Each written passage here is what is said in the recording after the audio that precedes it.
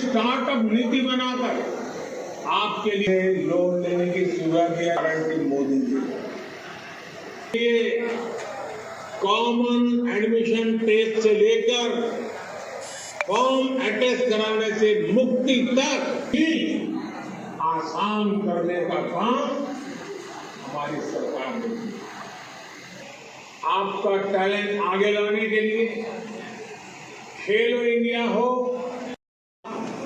हजारों करोड़ रुपए दे रही है। ये सब इसलिए है क्योंकि सरकार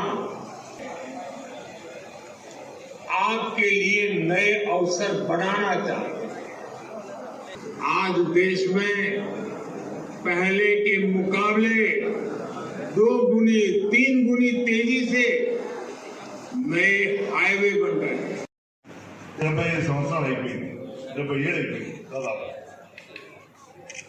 స్వాతంత్రం వచ్చినప్పటి నుంచి ఇప్పటి వరకు కూడా మన దేశ పరిస్థితి ఎట్లా ఉందంటే, అమెరికా వెళ్ళి చదువుకోవాలి, అమెరికాలో అయితే పెద్ద చదువులు ఉంటాయి, అమెరికా అయితే బాగా చదవచ్చు, అమెరికా వెళ్ళిన వాళ్ళు గొప్ప, అంతే కదా.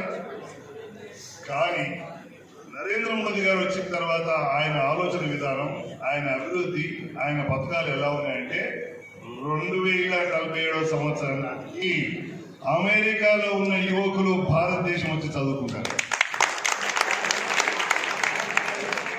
భారతీయులు వేరే దేశానికి వెళ్ళే అవసరం లేదు. అమెరికాలో ఇప్పుడు ఎన్ని వసతులు ఉన్నాయో, ఎన్ని ఆధునిక అభివృద్ధి ఉందో, ఎంత అందమైన నగరాలు ఉన్నాయో, అంతకన్నా అందమైన నగరాలు మన భారతదేశంలో తయారవుతాయి. నేను ఉండకపోవచ్చు, కానీ మీరందరూ ఉంటారు. ఈ దేశం అభివృద్ధి చెందిన భారతదేశం. 15 సంవత్సరాలు తెచ్చుకోవాలి, ఎటు తెచ్చుకుంటారో మీ ఇష్టం. జిమ్కి వెళ్తారా, ఆటలు ఆడతారా, ఏం చేస్తారో మీ ఇష్టం. తొందరగా 18 సంవత్సరాలు తెచ్చుకోవాలి, ఓటు హక్కులు తెచ్చుకోవాలి, అంతే. భారతదేశాన్ని అంత అభివృద్ధి మొదటి స్థానంలో ఆర్థికంగా, సామాజికంగా, ఆధునికంగా వైపు మన భారతదేశం ప్రయాణించాలంటే మీ ఒక్క ఓటుతోనే అది సాధ్యమని ఇంతకుముందు నరేంద్ర మోదీ గారు చెప్పారు.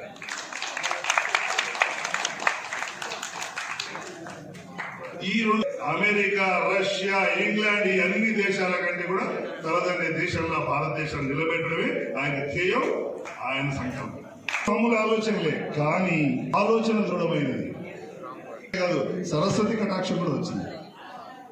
అమెరికాలో, ఆస్ట్రేలియాలో, ఇంగ్లాండ్ లో, దుబాయ్ లో ఎక్కడికి వెళ్ళినా కూడా జనం టికెట్ కొని వచ్చి ఆయన స్పీచ్ విని కాకుండా ఈ యొక్క భూమి యొక్క వనరులతో మనం పెద్దగా ఒక స్థాయికి వచ్చాం కాబట్టి నా సొంతంగానే పైకి వచ్చినా, నేను సొంతంగానే భయపడ్డా, నేను ఎవరికి ఎందుకు ఇవ్వాలి అని అనుకోవచ్చు. కానీ నువ్వు సొంతంగా ఎట్లా వచ్చావు? మీ ఊర్లో స్కూల్ లేకపోతే నువ్వు సొంతంగా పైకి వస్తావా? స్కూల్ ఎవరు పెట్టారు? ఈ సమాజం పెట్టింది. మనం సొంతంగా స్కూల్ పెట్టుకోలేము, ఎవరో పెడితే అందులో చదువుకుంటాం. అది ఎవరు పెట్టారంటే మన ప్రభుత్వం, మన గవర్నమెంట్, మనం పెట్టారు. నేను వాలీబాల్లో ఛాంపియన్ అయ్యాను. ఛాంపియన్ ఎట్లయితే నేను వాళ్ళందరూ వచ్చి ఆడి వాళ్ళు గెలిచి రాదు, ఒకసారి వాళ్ళు గెలిచి నేను ఓడిపోయి తర్వాత మళ్ళీ నేను గెలిస్తే ఛాంపియన్ అవుతాను, లేకపోతే కావు.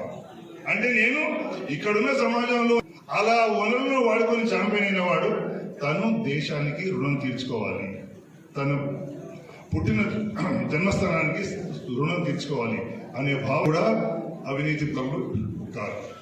అవినీతి రహిత దేశం అవుతుంది అట్లా ఆలోచించిన వాడు. వెళ్ళి ఆడాలా, లేకపోతే కొంచెం సాము చేయాలి, లేకపోతే జిమ్కి వెళ్ళాలి. ఊరికే టీవీ ముందర కూర్చొని వీడియో గేమ్స్ ఆడితే కండలు రావు. కండబలం ఉంటేనే గుండె బలం ఉంటుంది, గుండె బలం ఉంటేనే ఆత్మవిశ్వాసం ఉంటుంది, ఆత్మవిశ్వాసం ఉంటేనే నాయకత్వ లక్షణాలు వస్తాయి. నాయకత్వ లక్షణాలు ఉన్న దేశంలోనే విశ్వగురు అవుతుంది. అందుకే గేమ్స్ ఆడమంటాను నేను. నా లక్ష్యం ఏంటంటే ప్రతి ఒక్క యువకుడు ఏదో గేమ్ ఆడాలి. ఎందుకు ఆడాలంటే జీవితంలో ఓటమి అనేది ముందు వస్తుంది.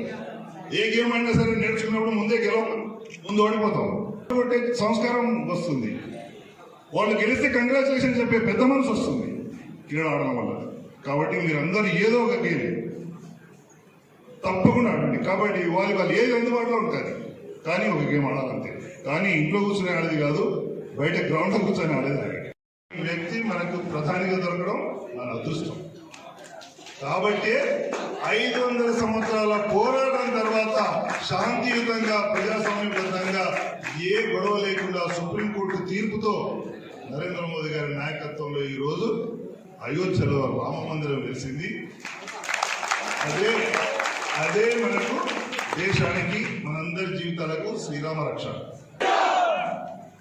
కాబట్టి వివేకానందుడు కన్నా కళను ఎంత కాకతాళీయం. ఆయన పేరు నరేంద్రుడే. ఆయన విజ్ఞానం సంపాదించిన తర్వాత అందరూ వివేకం ఉంది కాబట్టి వివేకానందుడు అన్నారు. అతను వివేకానంద స్వామి అయ్యాడు. అలాంటి వివేకానంద స్వామి ఏమన్నంటే భారతదేశం తప్పకుండా విశ్వగురు అవుతుంది. ఎందుకంటే భారతదేశంలో ఉన్న యువతకు అలాంటి ఆలోచనలు అలాంటి శక్తి ఉంది అని ఎప్పుడో భవిష్యత్తు చెప్పాడు.